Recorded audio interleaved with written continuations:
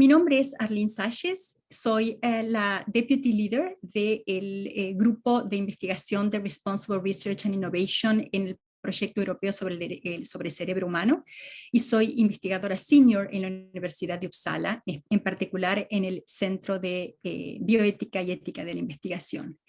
Es un placer para mí hoy conversar sobre la neuroética, en particular teniendo en cuenta la importancia que está ganando este campo de investigación en los últimos tiempos. Obviamente mis reflexiones en gran medida reflejan no solo mi tópico de investigación, sino las actividades en las que me encuentro en este momento involucrada.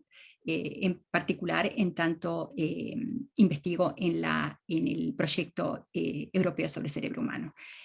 La presentación está estructurada de la siguiente manera. Voy a comenzar hablando de qué es la neuroética, luego voy a hablar de por qué la neuroética, por qué este campo de investigación, y voy a terminar con lo que nosotros llamamos neurobioética y explicar hasta qué punto la neurobioética puede ir más allá de una ética meramente aplicada. Entonces comencemos con la presentación, ¿qué es la neuroética? En realidad la palabra neuroética no es nueva. En los años 70 y 80, entre los 70 y los 80 se utilizaba el término neuroética y neuroeticista para referirse a los neurólogos, neurólogas que tenían experticias en cuestiones éticas que surgen en la práctica clínica neurológica y el cuidado de la salud.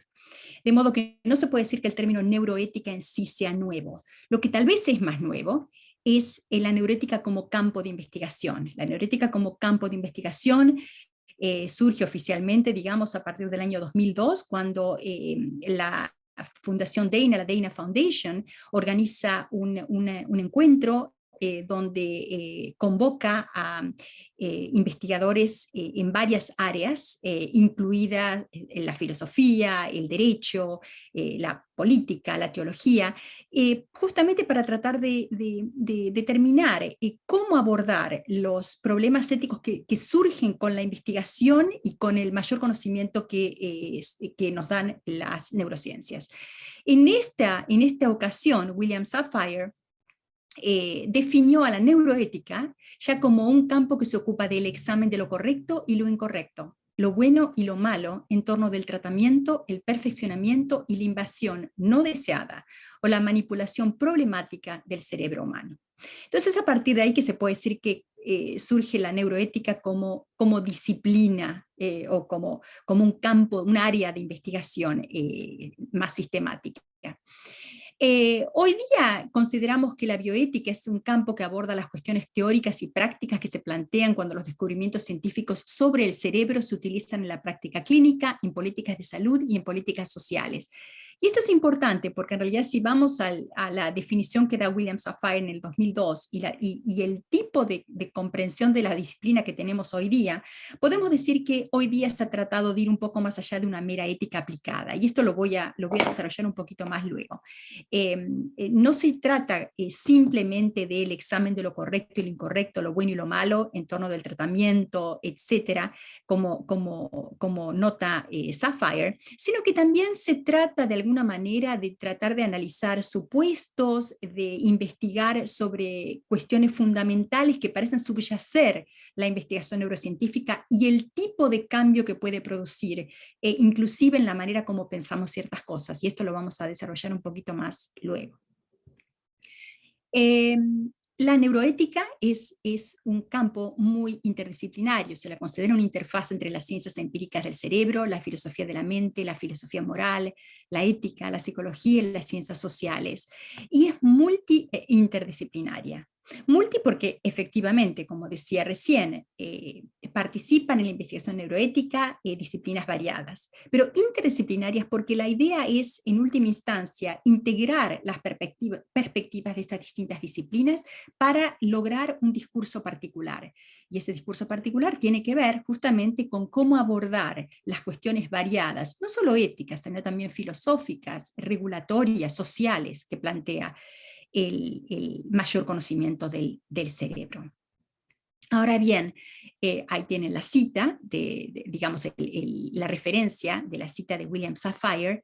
La cuestión es que indudablemente la neuroética se está convirtiendo en un campo de investigación cada vez más presente. Acá estoy incluyendo algunos programas de neuroética en universidades e instituciones variadas, y vemos que, por ejemplo, empezando por Emory University, Georgetown, Johns Hopkins, Stanford, vemos Oxford University, vemos mi institución que es Uppsala University, y no solo en Europa y en Estados Unidos, en México mismo existe la Asociación Mexicana de Neuroética, que se ocupa justamente de atender y de dar un espacio, de crear un espacio para la discusión de este tipo de cuestiones. Y en Argentina, por ejemplo, tenemos a mi grupo de investigación, que es el Grupo de Investigación en Neuroética de Buenos Aires, que también, en el cual también tratamos de abordar estas cuestiones dándoles, situándolas contextualmente, lo cual nos parece sumamente importante, y en eso tenemos mucho en común con nuestros colegas de México, ¿no? Respecto de cómo abordar a la neuroética y cómo no solo tratar los temas que plantea la investigación del cerebro, sino también entender los temas que plantea la investigación del cerebro de una manera muy contextual. Ahora bien, más allá de las distintas agrupaciones y distintos programas que existen, y acá justo presenté unos pocos, ciertamente esta no es una presentación exhaustiva, tenemos también que vemos una fuerte presencia neuroética en las distintas iniciativas sobre cerebro internacionales, por ejemplo, tanto en la iniciativa coreana como en la iniciativa japonesa, Brain Minds, la iniciativa canadiense de Canadian Brain Research Strategy, la australiana de Australian Brain Alliance, ciertamente The Brain Initiative en los Estados Unidos, y finalmente mi proyecto en el cual yo participo, que es el European Human Brain Project. Vemos un fuerte componente en neuroética. La neuroética cumple un papel, y cumple un papel importante, y cumple un papel necesario. Y ahora vamos a explicar un poquito más por qué hablar de necesario, porque más allá de esta presencia también se ve volcada en producción, y acá yo incluí algunos de los artículos donde claramente, y son artículos muy recientes a partir de 2018, donde justamente lo que se trata de enfatizar es la importancia de tener un componente neuroético cada vez que se hace investigación neurocientífica. Podríamos decir que por muchísimo tiempo hubo una tendencia a separar la excelencia científica, o a pensar que la excelencia científica no necesariamente conllevaba una excelencia ético-social. Y hoy día lo que se trata de reforzar es esa idea de que no puede haber excelencia científica, o que la excelencia debe ser tomada de una manera mucho más holista, digamos, y que para que los estudios sean excelentes desde un punto de vista científico, también deben tener en cuenta de manera crucial todos los aspectos éticos, sociales, filosóficos, regulatorios que plantean. Entonces así vemos toda una serie de artículos que también tratan de insistir sobre esta cuestión. Esto automáticamente nos lleva a tratar de entender, pero ¿por qué? Dado que obviamente lo que muestra lo anterior es que la neuroética se desea que la neuroética cumpla un papel importante, pero ¿por qué? Y esto es tal vez lo que hace que tengamos que conocer, que entender un poquito si la neurociencia es éticamente especial. ¿Qué hay? ¿Qué es lo que hace la neurociencia que nos lleva a articular un campo de estudio dedicado justamente a las cuestiones que plantea? Entonces tenemos por un lado que la neurociencia brinda conocimiento sobre las actividades y funciones cerebrales, las bases cerebrales de una serie de fenómenos mentales, desde la acción hasta el comportamiento social, procesos perceptivos, atencionales, afectivos, lingüísticos. Nos da, por ende, una comprensión mucho más rica del cerebro, y en tanto nos da una comprensión más rica del cerebro, alguien podría decir, o se podría decir, nos da también una comprensión más rica de lo que somos, y de cómo actuamos, y de cómo pensamos. Entonces, por un lado tenemos eso, pero más allá de eso, la neurociencia además permite modelar procesos concretos, nos da nuevas herramientas o facilita la creación de nuevas herramientas para investigar el cerebro y facilita el desarrollo y uso de nuevas neurotecnologías. De modo que uno podría decir que no solo se trata de un cierto valor intrínseco que tiene la neurociencia, en tanto nos permite conocer más, y alguien podría decir, bueno, conocer más es bueno, punto. También el conocimiento neurocientífico nos permite lograr herramientas que pueden ser utilizadas para mejorar a los seres humanos, especialmente en casos de desórdenes cerebrales. Entonces tenemos que justamente la investigación en neurociencia de alguna manera potencia la capacidad que tienen los seres humanos de tratar, de diagnosticar y de tratar varios tipos de desórdenes, lo cual es importante, y eso implicaría que hay una justificación instrumental también de lo que hace la neuroética, no solo intrínseco, la neurociencia, no solo intrínseco, es bueno conocer, también está la parte instrumental. Conocer nos permite algo, tiene un fin, digamos, que es importante porque beneficia a los seres humanos, por lo menos esa es la intención. Pero sigamos con esto, de acuerdo, la neurociencia indudablemente nos brinda posibilidades importantes desde un punto de vista ético, pero es especial, hay algo especial en la neurociencia, y esto en realidad nos introduce a una cuestión que es muy debatida por muchos, especialmente en el área de las ciencias sociales y las humanidades. Adina Roskis, que es una neurocientífica y filósofa, en el 2002 escribió un artículo que hoy día es un artículo clásico, y ella en un momento dice que lo que tiene la neurociencia y por ende la neuroética en tanto se ocupa de la neurociencia, es que se ocupan de algo muy particular.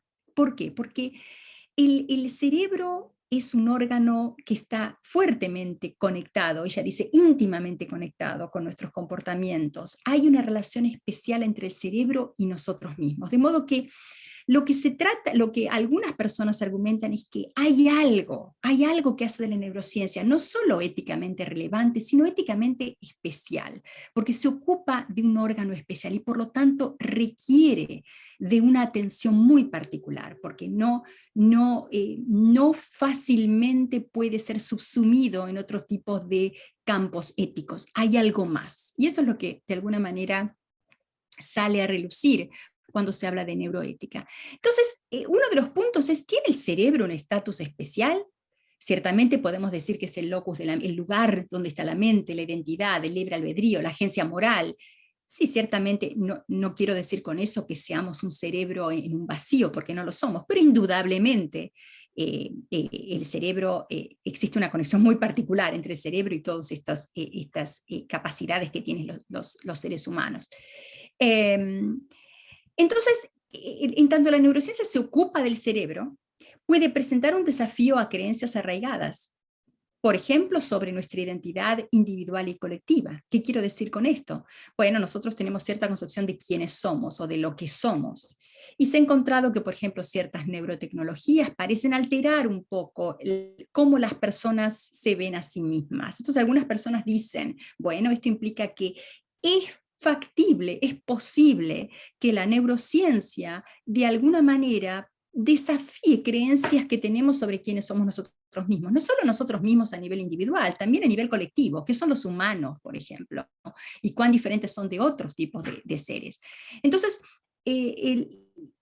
la neurociencia se presenta no solo como sumamente prometedora, pero también algunos dicen tenemos que tener cuidado porque puede efectivamente alterar de alguna manera ciertas concepciones que tenemos muy tradicionales y muy arraigadas, no solo sobre identidad, también sobre nuestra capacidad de actuar libremente. Algunos dicen que realmente puede ser que a mayor conocimiento neurocientífico empecemos a dudar un poco hasta qué punto somos libres, y el que somos libres, el que tenemos libre albedrío, parece ser un supuesto, en el sentido de que rara vez nos cuestionamos seriamente hasta qué punto lo somos.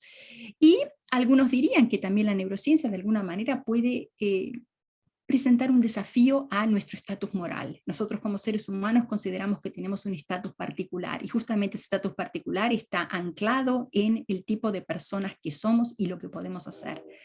Pero ¿puede la neurociencia de alguna manera socavar esa creencia que tenemos, hacernos ver que en realidad tal vez no necesariamente merecemos atribuirnos un estatus especial, especialmente cuando tenemos en cuenta la posibilidad, que no digo que esté presente en este momento, pero ciertamente algunas personas consideran que existe una posibilidad a futuro de lograr, por ejemplo, desarrollar ciertas capacidades en máquinas, en inteligencias artificiales, etc. Entonces, nuevamente, acá tenemos como ciertos estudios que están diseñados para darnos más conocimiento sobre nosotros mismos y para ayudar a los seres humanos, pueden también de alguna manera tener otro tipo de consecuencias que algunos dicen deben ser analizadas, deben ser examinadas, debemos reflexionar sobre ellas. Más allá de eso, es verdad que existe otra preocupación, que es la de hasta qué punto la neurociencia puede revelar pensamientos que consideramos privados. Por muchísimo tiempo hemos considerado que lo que pasa en nuestra mente somos los únicos que tenemos acceso directo. Entonces la pregunta que se plantea es ¿hasta qué punto es así? ¿Será posible en un futuro que uno pueda, entre comillas, leer la mente? Insisto, no estoy diciendo que nada de esto pueda pasar en este momento, pero ciertamente es una posibilidad que se discute dentro de la neuroética. ¿Qué significaría? ¿Estaría mal? ¿Sería moralmente problemático? Y si es moralmente problemático, ¿por qué sería moralmente problemático? Y si no lo es, ¿por qué no? ¿Y qué vamos a hacer para evitar una situación en la cual no tenemos privacidad mental alguna? ¿O podemos hacerlo? ¿Debemos hacerlo? Estas son algunas de las preguntas. Y por otro lado, finalmente, otra cuestión que surge es, ¿puede la neurociencia, en tanto nos da mucho más conocimiento y nos permite mirar adentro del cerebro, adentro del cerebro, puede darnos la capacidad de controlar, por ejemplo, los pensamientos y comportamientos de otros seres humanos? ¿Y cómo puede ser utilizado este tipo de capacidad? ¿Cómo puede haber lo que serían malos usos de este tipo de posibilidad? Entonces, estas cuestiones hacen que algunos digan, en realidad la neurociencia es especial desde un punto de vista ético, especial en que requiere una atención especial. No quiere decir que sea moralmente problemática, en principio no, pero requiere atención. Debemos tener cuidado en, de alguna manera, abordar toda una serie de cuestiones que surge a corto, medio y largo plazo. Bien. Entonces, ¿qué es la neuroética? Hablamos de qué es la neuroética, ¿por qué la neuroética? Ya queda claro. El tema es, bueno, ¿cuáles son los temas y las metodologías de la neuroética? Y acá, primero voy a comenzar por una distinción muy clásica, que es la distinción justamente que da Adina Roskis. Acá está el artículo incluido, Adina Roskis, Neuroethics for the New Millennium. Es un comentario que ha pasado a adquirir un estatus, como decía antes, prácticamente punto de partida de muchas discusiones. Y Adina Roskis hace una distinción entre dos cuestiones, dos tipos de investigación que se pueden dar dentro de la neuroética. Bien, uno es lo que ella llama la ética de la neurociencia. Y en este tipo de concepción, la neuroética es una ética aplicada más. Entonces, lo que ella dice es que la neuroética, en tanto ética de la neurociencia, se ocupa de, por ejemplo, la conducta de quienes llevan a cabo investigaciones neurocientíficas. Eso sería una especie de ética de la investigación neurocientífica. Se ocupa de aspectos éticos imbricados en el diseño y realización de los distintos estudios. Por ejemplo, se respeta la privacidad, se respeta la confidencialidad, existe consentimiento informado, y se está tratando de beneficiar a pacientes. Nuevamente, esto caería todo dentro de una especie de ética de la investigación, en este caso neurocientífica. Y también ella dice, dentro de este brazo de investigación de la neuroética, lo que ella llama la ética de la neurociencia, se encontraría el abordaje a implicancias sociales del uso de las neurotecnologías. Incluye también temas que surgen en la atención de condiciones psiquiátricas y neurológicas, y cuestiones relacionadas con las expectativas del público respecto de la investigación neurocientífica. Esto no es un punto menor, porque una cosa que es indudable es que los públicos variados tienen ciertas expectativas, en particular cuando muchas veces se fomenta que tengan ciertas expectativas respecto de la investigación neurocientífica. Entonces Roskis dice, bueno, todo lo que tenga que ver con expectativas, a veces inclusive equivocadas de un público, esa es una cuestión ética, y es una cuestión ética de la cual se debe ocupar la ética de la neurociencia, o sea, la neuroética en tanto ética de la neurociencia. Entonces, insisto, para ella dentro de neuroética puede haber dos líneas de investigación, y una de estas líneas de investigación es esta, la ética de la neurociencia. En tanto una especie, como dije antes, de ética aplicada, se ocupa, la manera como se maneja básicamente es usando teoría ética para analizar las cuestiones variadas que surgen. Pero más allá de eso, ella dice hay una segunda línea de investigación dentro de la neuroética que es muy importante y es lo que ella llama la neurociencia de la ética. Y esta no sería una ética aplicada. Ella dice la neurociencia de la ética se ocupa de las cuestiones éticas, de las cuestiones éticas desde la neurociencia. ¿Qué significa esto? Significa que, como dije antes, puede ser que la neurociencia cambie ciertas concepciones básicas que tenemos sobre lo que es ser mal, sobre lo que es ser libre, sobre lo que es tener agencia, sobre lo que es ser autónomo. Esa no es una cuestión de ética aplicada. Esta no es una cuestión de consentimiento informado. Esta es una cuestión diferente, ella dice. Esto tiene que ver con cómo la neurociencia puede alterar, a veces socavar, la manera como entendemos a la ética misma. Y ella dice, esta es otra área de la investigación neuroética. De modo que, en definitiva, Roskis hace esta distinción entre dos líneas de investigación y sus metodologías. La primera, como dije, la metodología de la primera, es la metodología que se usa dentro de, cuando se hace ética aplicada en general. Como dije antes, se identifican problemas, se utilizan teorías éticas para resolverlos.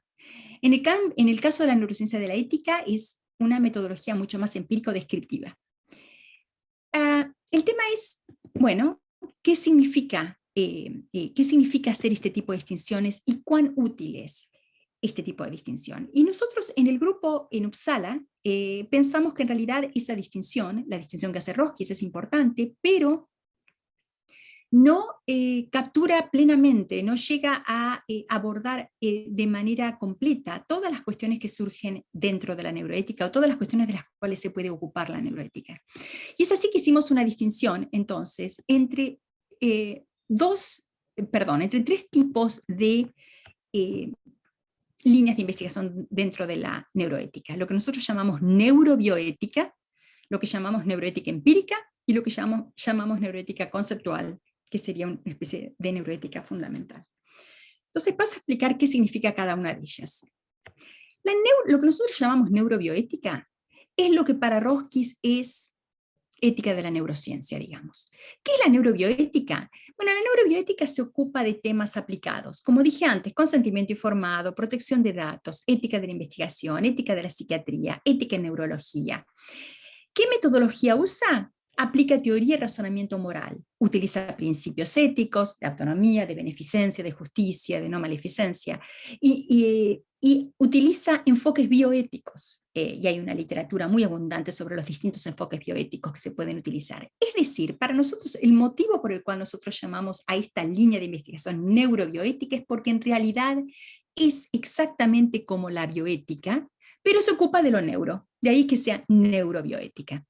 ¿Qué orientación tiene? Práctica normativa. La neurobioética trata de resolver un problema y dar una respuesta. ¿Está bien hacer tal cosa o no? Si se quiere llevar a cabo un estudio determinado, ¿qué se necesita? ¿Qué no se necesita? Intenta solucionar un problema, es normativo, nos dice lo que debe ser. ¿En qué ámbitos se usa la neurobioética? Bueno, la neurobioética tiene prevalencia dentro de la investigación neurocientífica y de salud y en contextos regulatorios. Y esto es distinto a lo que nosotros llamamos neuroética empírica. Neuroética empírica es lo que Roskis llama neurociencia de la ética. La neuroética empírica se ocupa de algo diferente. No trata de resolver un problema ético, no trata de determinar cómo se debe llevar a cabo un experimento, no trata de determinar cómo articular un protocolo o cómo hacer que un paciente o que un sujeto de experimentación dé un consentimiento informado o de cómo proteger datos. No se ocupa de eso, que eso sería caería dentro del territorio de la neurobioética. La neuroética empírica se ocupa de cómo los datos neurocientíficos informan a las cuestiones teóricas y prácticas. Es decir, para la neuroética empírica, lo que es importante no es si un paciente dio consentimiento informado, sino más bien, en base a lo que conocemos del cerebro, ¿qué es consentimiento informado? ¿Y quién puede dar consentimiento informado? ¿Qué es el juicio moral? ¿Y quién puede dar? ¿Quién es un agente moral? ¿Quién efectivamente puede emitir juicios morales? De modo que nuevamente es empírica porque este brazo, digamos, de la neuroética usa una metodología científica para tratar de entender mejor cuestiones que tienen que ver con la ética. La orientación es descriptivo-normativa. ¿Y dónde se usa? En la neurociencia social, en la filosofía. De modo que no es para nada inusual encontrar artículos varios, inclusive neurocientíficos, que tratan de entender cómo se da el juicio moral. Bueno, nosotros eso llamaríamos neuroética empírica. Se ocupa efectivamente de cuestiones éticas, pero se ocupa de una manera descriptiva, explicativa. Trata de dar sentido a algo y una vez que le da sentido, por supuesto lo podemos utilizar para otras cosas. Y esto me lleva a lo que a nosotros nos parece que falta, porque hasta ahora alguien podría decir, bueno, ok, entonces si la neurobioética es equivalente a la ética de la neurociencia de Roskis, y la neuroética empírica es equivalente a la neurociencia de la ética de Roskis, pues ¿por qué no quedarse con la distinción que da Roskis? Bueno, porque nosotros en realidad consideramos que hay algo que Roskis no cubre. Tanto la neurobioética como la neuroética empírica, así todo, necesitan algo más, que es lo que nosotros llamamos una neuroética conceptual.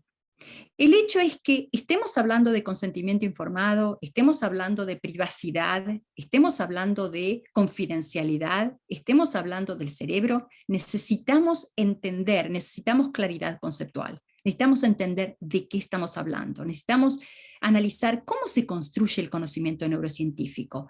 ¿Existe algún supuesto que subyace? ¿Hay algo que esté moldeando el tipo de resultados que se dan y cómo se utilizan? Y nosotros consideramos que eso es también parte de la neuroética, y a esto le llamamos neuroética conceptual. En particular, nosotros en Uppsala hemos desarrollado lo que se llama una neuroética fundamental, justamente así como se habla de ciencia básica, bueno, sería una especie de neuroética básica, ir a las cuestiones fundantes. ¿Cuál es el método? El análisis conceptual. O sea, se combinan perspectivas teóricas, filosóficas y científicas, y se reconoce la importancia de la neurociencia en el abordaje de ciertas cuestiones éticas generales. ¿Y en qué ámbito se da este aspecto conceptual de la neuroética? En la filosofía y en la neurociencia teórica. Entonces, ¿qué significa esto? Nosotros hemos desarrollado justamente nuestra perspectiva sobre la neuroética en varios artículos que acá estoy incluyendo, ¿no? Y tenemos inclusive alguno más reciente.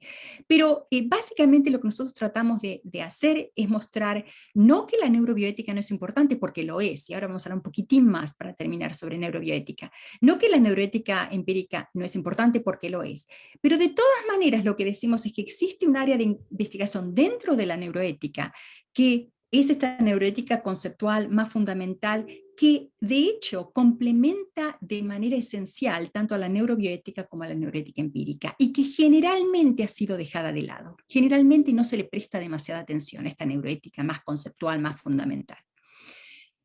Entonces, a ver, la neurobioética, que como decía antes, la neurobioética es un espejo de la bioética, solamente que es neuro, ¿no?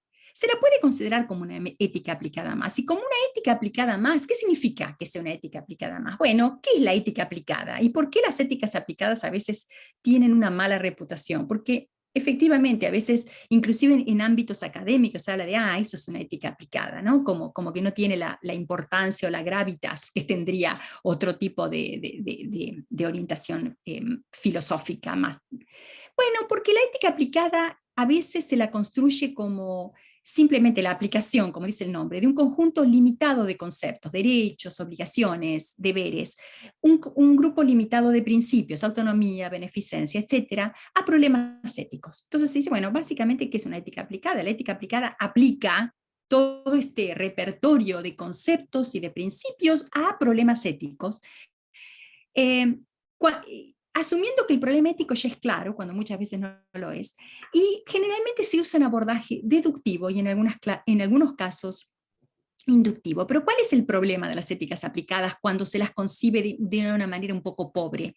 Bueno, que muchas veces los problemas que se trata de resolver no tienen respuestas claras o no tienen directamente respuestas. Entonces yo puedo tener todo un repertorio de, como dije antes, de principios, de conceptos, pero no me van a permitir ir muy lejos si no entiendo bien el problema o si el problema de por sí es un problema un poco intratable, que no admite de una respuesta clara o rápida. Aparte, como insinué antes, el modelo aplicado parece presuponer que tanto la naturaleza del problema como los conceptos relevantes son claros.